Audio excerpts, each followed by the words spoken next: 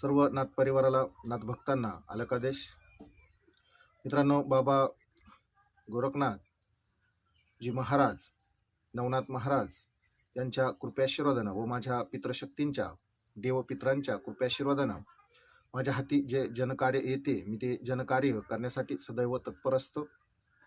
मित्रांनो, मी यूट्यूबच्या माध्यमानं, नवनाथपंथी या चॅनलच्या माध्यमानं गुरुमार्ग योग्य आहे की नाही हा व्हिडिओ बनवून यूट्यूब चॅनलवरती अपलोड करत आहे.